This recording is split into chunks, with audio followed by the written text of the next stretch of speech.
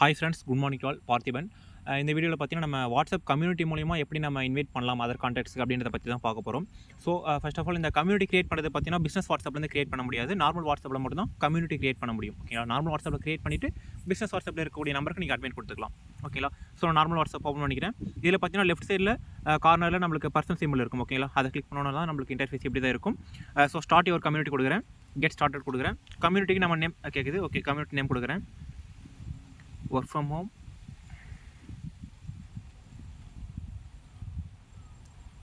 All over தமிழ்நாடுன்னு கொடுத்துக்கிறேன்.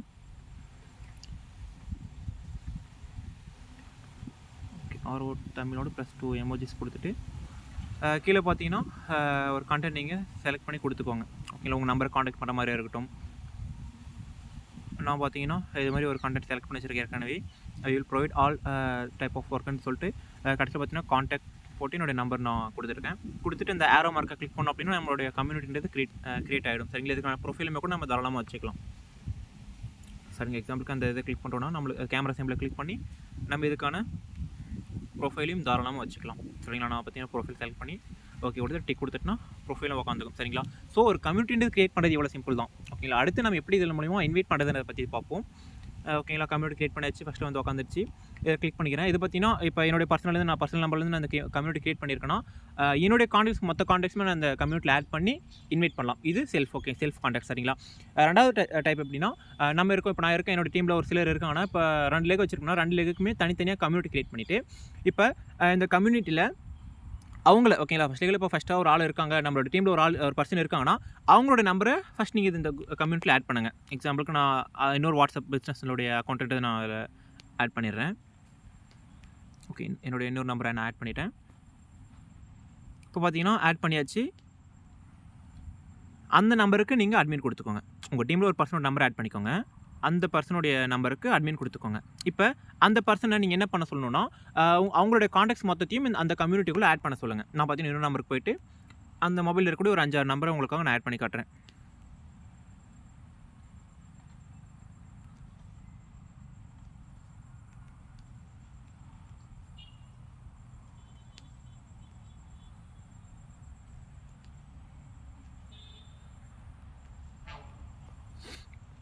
Okay, add பண்ணிட்டேன்.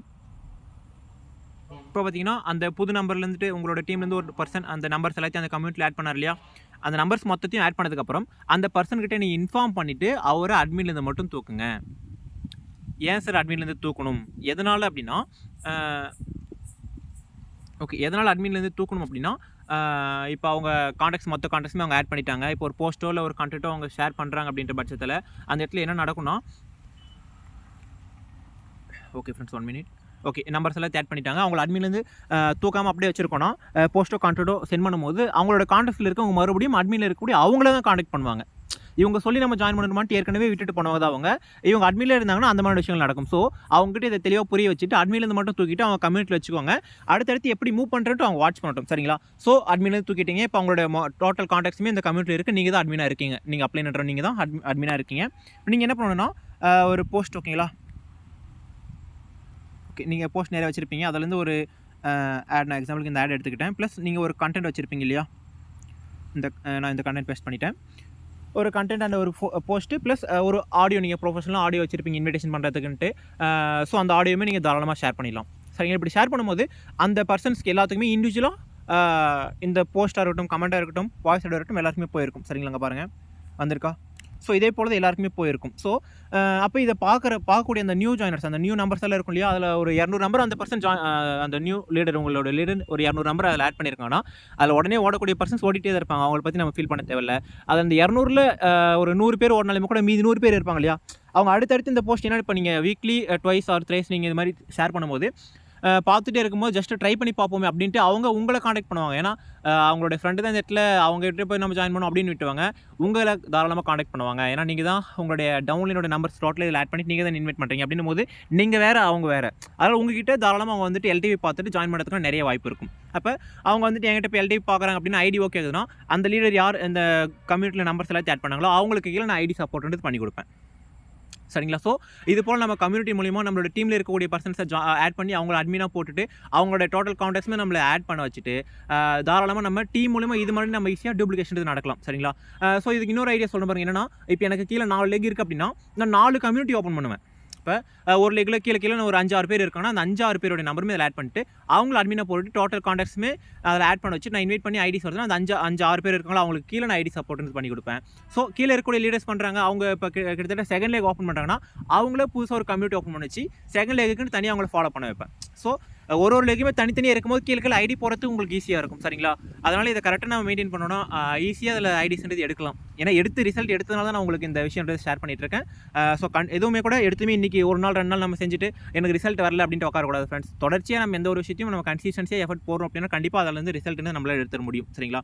ஸோ ஒரு கம்யூனிட்டி கிரியேட் பண்ணி அதன் மூலியமாக இப்படி தான் நம்ம இந்த இடத்துல இன்விடேஷன்ஸ் பண்ண போகிறோம். இப்போ பாருங்கள், லெஃப்ட் சைடில் அந்த பர்சன் சிம்பிளை கிளிக் பண்ணி இது ஒரு கம்யூனிட்டி இருக்கா. ஸோ இது பார்த்தீங்கன்னா ஒரு டீமுக்கு நான் வச்சுட்டேன், ஒரு லெக்குக்கு நான் வச்சுட்டேன். இன்னொரு கம்யூனிட்டி எப்படி சார் கிரியேட் பண்ணுறது? டாப்பில் பாருங்கள், நியூ கம்யூனிட்டி இருக்குது. ஸோ அதே சேம் தான், get started.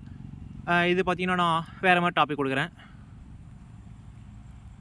Part time job அப்படின்னு கொடுத்துட்டு 2 சிம்பிள் கொடுத்துட்டு ஸோ சேம் அதே போல் தான் இந்த இடத்துல கண்டென்ட்டை தூக்கிட்டு வேறு ஒரு கண்டென்ட் வைக்கிறேன். ஓகேங்களா? இப்போ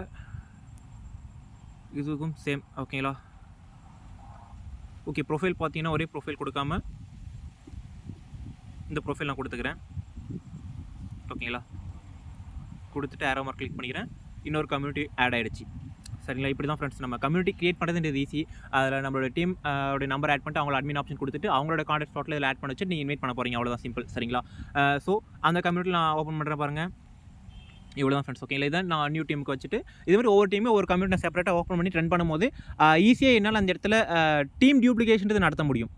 ஸோ அவங்களுக்கும் இது நம்ம எஜுகேட் பண்ணுறோம் அப்படின்னா அவங்களாலையும் ஈஸியாக நம்மளே டியூப்ளிகேஷன் இது இவ்வளோ தான் ஃப்ரெண்ட்ஸ். நம்ம இந்த இடத்துல டீம் டியூப்ளிகேஷன் வேறு எதுவும் இல்லை. இப்படி தான் நம்ம ஒரு விஷயம் பண்ணுறோமோ அதை அப்படியே டீமுக்கு எஜுகேட் பண்ணுறோம், அவங்க அதை செயல்முறைப்படுத்துகிறாங்க அப்படின்னா போதும். சரிங்களா? ஸோ கம்யூனிட்டி மூலியமாக எப்படி தான் ஃப்ரெண்ட்ஸ் நம்ம இன்வைட் பண்ண போகிறோம். ஸோ இதில் ஏதாச்சும் டவுட்ஸ் இருக்குது அப்படின்னா உங்களுடைய அப்ளைனை நீங்கள் காண்டாக்ட் பண்ணுங்கள். அண்ட் அடுத்து பார்த்தீங்கன்னா நம்ம ப்ராட்காஸ்ட் மூலியமாக எப்படி இன்வைட் பண்ணுறது அப்படின்றத பற்றி அடுத்த வீடியோவில் பார்ப்போம். தேங்க்யூ. Wish you wealth.